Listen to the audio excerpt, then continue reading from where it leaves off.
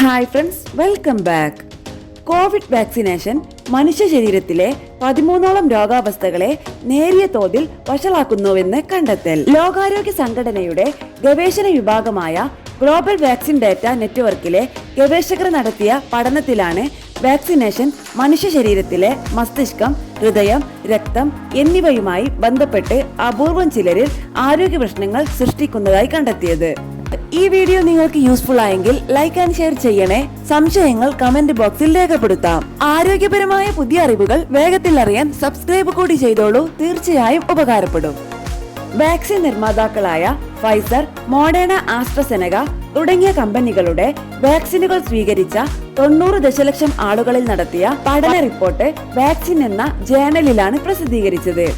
Argentina, Finland, Canada, Denmark, Australia, France, New Zealand, Scotland എന്നീ 8 രാജ്യങ്ങളിൽ നിന്നുള്ള ആളുകളെയാണ് പഠനത്തിനായി പരിഗണിച്ചത്. റിപ്പോർട്ട് അനുസരിച്ച് വാക്സിനേഷൻ മനുഷ്യന്റെ ഹൃദയവും രക്തവുമായി ബന്ധപ്പെട്ട ചില രോഗങ്ങളിൽ നേരിയ വർധനവ് ഉണ്ടാക്കിയതായി കണ്ടെത്തി. ഫൈസർ ബയോഎൻടെക്കിന്റെയും മോഡേണയുടെയും mRNA വാക്സിനുകളുടെ 1, 2, 3 ഡോസുകൾ സ്വീകരിച്ചവരിൽ ഹൃദയത്തിന് വീക്കമുണ്ടാകുന്ന അവസ്ഥ കണ്ടെത്തിയതായി റിപ്പോർട്ട് ചൂണ്ടിക്കാണിക്കുന്നു.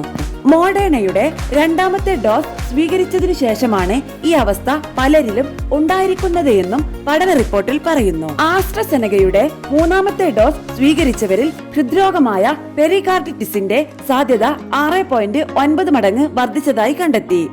മോഡേണയുടെ ആദ്യത്തെയും 4ാമത്തെയും ഡോസ് സ്വീകരിച്ചവരിൽ യഥാക്രമം 1.7 മടങ്ങും 2.6 മടങ്ങുമായി രോഗസാധ്യത വർദ്ധിച്ചു. കൂടാതെ ആസ്ട്രസെനകയുടെ ഡോസുകൾ സ്വീകരിച്ചവരിൽ ഗില്ലിൻ ബാരെ സിൻഡ്രം ഉണ്ടാകാനുള്ള സാധ്യതയുള്ളതായും ഒപ്പം രക്തം കട്ടപിടിക്കാനുള്ള സാധ്യത 3.2 മടങ്ങ് വർദ്ധിച്ചതായും കണ്ടെത്തി. മോഡേണയുടെ വാക്സിൻ സ്വീകരിച്ചവരിൽ അക്യൂട്ട് ഡിസെമിനേറ്റഡ് എൻസെഫലോമൈലിറ്റിസിനുള്ള സാധ്യത 3.8 മടങ്ങും ആസ്ട്രസെനകയുടെ വാക്സിൻ സ്വീകരിച്ചവരിൽ ഇത് 2.2 മടങ്ങ് വർദ്ധിച്ചതായും കണ്ടെത്തി.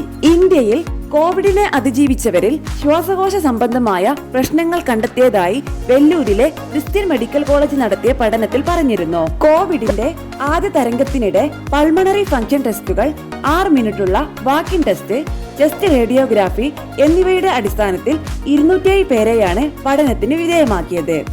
പ്രസിദ്ധീകരിക്കപ്പെട്ട മറ്റു പഠന റിപ്പോർട്ടുകളുമായി താരതമ്യം ചെയ്യുമ്പോൾ ഇന്ത്യയിൽ ശ്വാസകോശ രോഗങ്ങൾക്കുള്ള സാധ്യത കൂടുതലാണെന്നും പഠന റിപ്പോർട്ട് ചൂണ്ടിക്കാട്ടി.